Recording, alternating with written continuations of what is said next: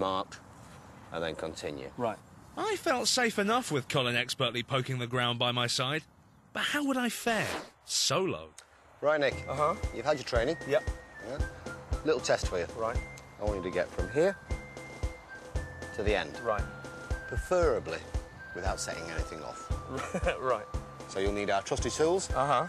And I thought this might come in handy for you. All right. Well, let's swap. Thanks, Colin. Nick, best of luck, mate. Yeah. See you at the other end. Oh, hopefully. All right. Let's see what we can't find. So I'm not going to use my feet. I'm going to use my eyes. And Mr. Brain, as I like to call him. Just prodding along, 45-degree angle. Sort of stung by a nettle. It feels I found something in there. So I'm going to take a marker, not put it in front, because it'll go off, but I'll just behind. That's marked, and I can move on now. Carefully. That's what I'm going to do. I was feeling confident, but just as I was about to declare myself the monarch of the minefield, Colin played an hilarious Special Forces joke on me.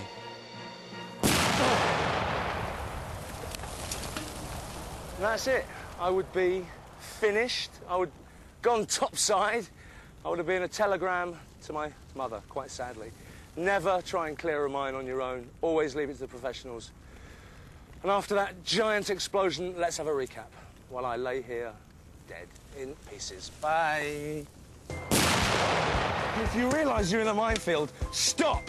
Use your eyes, not your feet. Use a probe to test the ground in front of you. If you find the mine, mark it and move on. There you go. What to do if someone lays mines in your local park. These may be good for mine detection, but they can also have your eye out. Play safely. That's quite enough danger for now. Still to come, what to do if a big pole flies through your windscreen and surviving a fall through the ice. Help!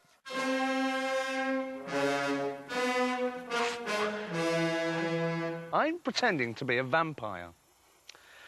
Impaling me in the heart with this stake would probably be a good thing, because it would end my life and free my soul from eternal torment.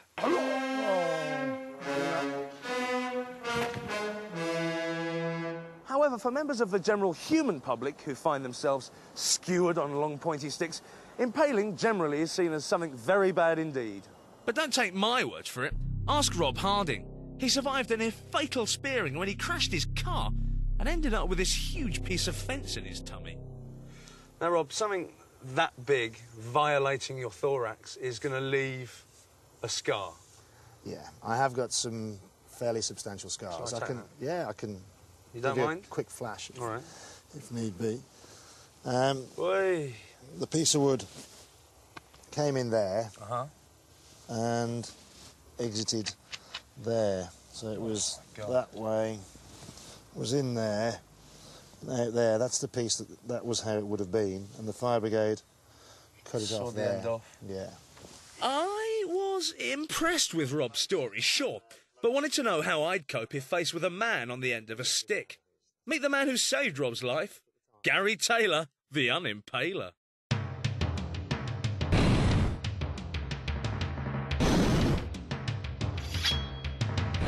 So, Gary, I've seen this gentleman injured in a crash. I've seen the pipe pierce his thorax. I'm on the bonnet, my foot's on the windscreen, I'm pulling that pole out. I'm coming, buddy, I'm coming. Have I helped him? No. The most important thing for you to do to help is initially to raise help from the emergency services, the fire service and the ambulance. OK, call the experts. Good advice. Then yank that baby out, right? The last thing you want to do is move the impaled object. Right. If it's leaning on him or there's weight on it, you can actually support it and that'll help. But leave it in. But leave it actually in. Right. Leave the impaling object in place. It may be stopping blood loss. What else? Comfort and stabilise the casualty. It might mean sitting next to them in the passenger seat of the car, putting your arm around them, talking to them and just distracting them. Easy. Something similar Easy, like big fella. that, yeah. Easy, big fella. Of course, comfort the poor chap. He has a pole in him. He's really, really upset. But that's all very well and good in theory. What about the practice? I've got a pipe in my gut. I need professionals to help me. Gentlemen!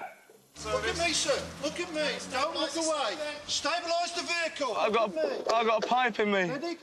To keep Gary's unimpaling skills honed, he and his colleagues regularly practice the tricky procedure for removing one man and his pipe from a car. There's really quite a lot of pain now through the chest. Although this was just a drill, I insisted upon having a shot of morphine. I feel very tired. And pretty soon my drug-swamped brain drifted to thoughts of kebabs and the greatest skewer wielder of all time, Vlad the Impaler. During his impaling career, Vlad the Impaler skewered almost 20,000 people. That's the same as skewering the entire population of Fleet in Hampshire in one go. Just imagine that. Get him. Get him. He preferred impaling his enemies vertically, generally starting here at the buttocks. Just a small chicken shish. Chips is £3, please. Small chicken shish and chips. Oh, there we are. Hello, Nick. OK, then. Try and save it. It's OK, mate. Boy, that morphine is good stuff. But back in reality, 15 minutes have passed. My Metro is now a convertible, and I'm almost free, although I do still have a tube through my organs. 1, 2, 3. Keep walking with him. With a last heave-ho, Gary and his team finally lift me free of the wreckage. I'm now clear from the unstable wreck and ready for the hospital.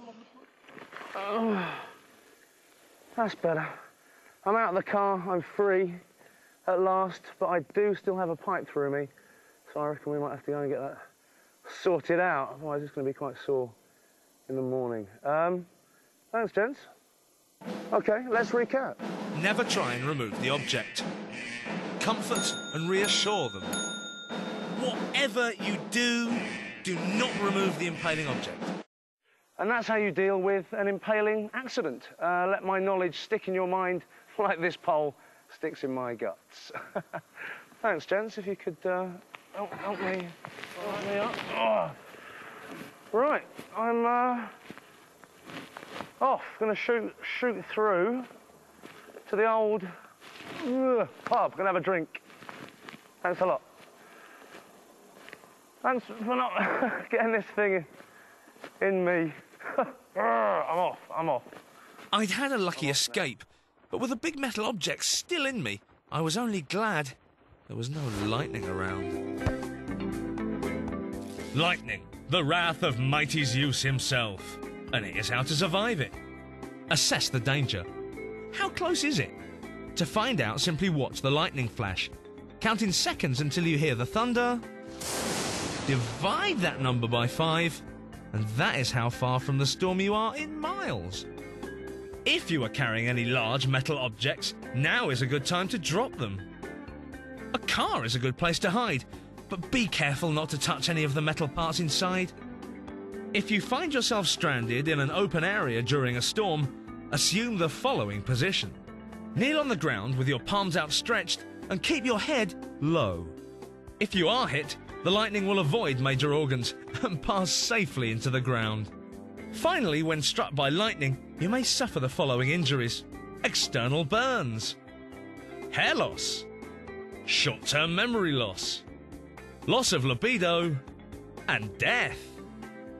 Lightning, quite simply God moving in a mysterious way.